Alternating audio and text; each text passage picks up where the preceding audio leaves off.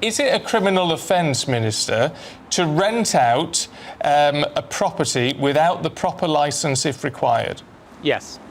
Well, then the Prime Minister, who once said lawbreakers can't be lawmakers, he's set his own rules there, hasn't he, when it comes to Rachel Reeves, who you've just admitted has broken the law?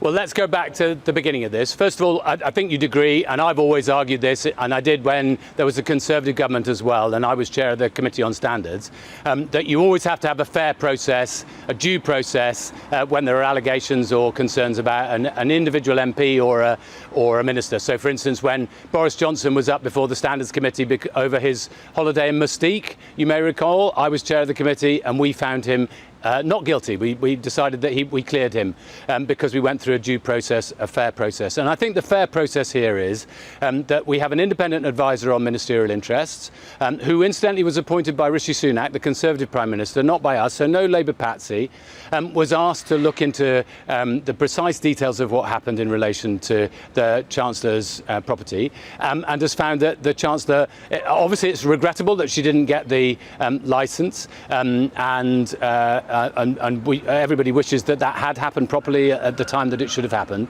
But he has found that there's no bad faith and therefore there needs to be no further action. And in addition, Southwark Council have decided that then there's no further action either. But let's go back to what actually happened, which is Rachel Reeves became Chancellor of the Exchequer. She obviously, like every other Chancellor of the Exchequer, moved into Downing Street, and so then the family had to decide what to do with their family home. They went to a letting agency, as anybody else would, got all the paperwork together. The letting agency said to them, in terms, we will sort out your the licence that you need for Southwark Council, and then never got round to doing it. And I mean, it's very good of the lettings agency that they've now held their hand up and said, apologise that they didn't get it done. Chris, the onus and the responsibility is on the individual, is on Rachel Reeves and her husband in order to obtain that licence. It's not the responsibility of the letting agency, and ignorance is not a defence.